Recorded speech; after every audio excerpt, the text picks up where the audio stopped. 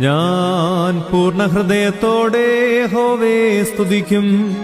നിന്റെ അത്ഭുതങ്ങളൊക്കെയും ഞാൻ വർണ്ണിക്കും. ഞാൻ നിന്നിൽ സന്തോഷിച്ചുല്ലസിക്കും. അത്യുന്നതനായുള്ളോവേ, ഞാൻ നിന്റെ നാമത്തെ കീർത്തിക്കും. എന്റെ ശത്രുക്കൾ പിൻവാങ്ങുകയിൽ ഇടറി വീണു. നിന്റെ സന്നിധിയിൽ നശിച്ചുപോകും. നീ എന്റെ കാര്യവും വ്യവഹാരവും നടത്തിയിരിക്കുന്നു. നീ നീതിയോടെ വിധിച്ചുകൊണ്ട് സിംഹാസനത്തിൽ ഇരിക്കുന്നു. നീ ജാതികളെ ശാസിച്ച് ദുഷ്ടനെ നശിപ്പിച്ചു. അവരുടെ നാമത്തെ നീ സദാകാലത്തേക്കും മായിച്ചു കളഞ്ഞു. ശത്രുക്കൾ മുടിഞ്ഞ് സദാകാലത്തേക്കും നശിച്ചിരിക്കുന്നു. അവരുടെ പട്ടണങ്ങളെയും നീ മറിച്ചു കളഞ്ഞിരിക്കുന്നു. അവരുടെ ഓർമ്മ കൂടെ ഇല്ലാതെയായിരിക്കുന്നു. എന്നാൽ യഹോവ എന്നേക്കും വാഴുന്നു. ന്യായവിധിക്ക് അവൻ സിംഹാസനം ഒരുക്കിയിരിക്കുന്നു. അവൻ ലോകത്തെ നീതിയോടെ വിധിക്കും. ജാതികൾക്ക് നേരോടെ ന്യായപാലനം ചെയ്യും.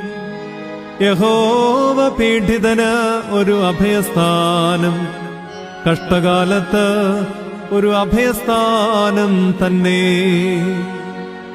നിന്റെ നാമത്തെ അറിയുന്നവർ നിങ്കൽ ആശ്രയിക്കും. യഹോവേ, നിന്നെ അന്വേഷിക്കുന്നവരെ നീ ഉപേക്ഷിക്കുന്നില്ലല്ലോ. സിയോനിൽ വസിക്കുന്ന യഹോവയ്ക്ക് സ്തോത്രം പാടുവീ. അവന്റെ പ്രവൃത്തികളെ ജാതികളുടെ ഇടയിൽ ഘോഷിപ്പീ. രക്തപാതകത്തിന് പ്രതികാരം ചെയ്യുന്നവൻ അവരെ ഓർക്കുന്നു. എളിയവരുടെ നിലവിളിയെ അവൻ മറക്കുന്നതുമില്ല. യഹോവേ, എന്നോട് കരുണയുണ്ടാകണമേ. മരണവാതിലുകളിൽ നിന്ന് എന്നെ ഉദ്ധരിക്കുന്നവനെ, എന്നെ പകയ്ക്കുന്നവരാൽ എനിക്ക് നേരിടുന്ന കഷ്ടം നോക്കണമേ. ഞാൻ സിയോൻ പുത്രിയുടെ പടിവാതിലുകളിൽ നിന്റെ സ്തുതിയെയൊക്കെയും പ്രസ്താവിച്ച് നിന്റെ രക്ഷയിൽ സന്തോഷിക്കേണ്ടതിന് തന്നെ. ജാതികൾ തങ്ങൾ ഉണ്ടാക്കിയ കുഴിയിൽ താണുപോയി. അവർ ഒളിച്ചുവച്ച വലയിൽ അവരുടെ കാൽ തന്നെ അകപ്പെട്ടിരിക്കുന്നു.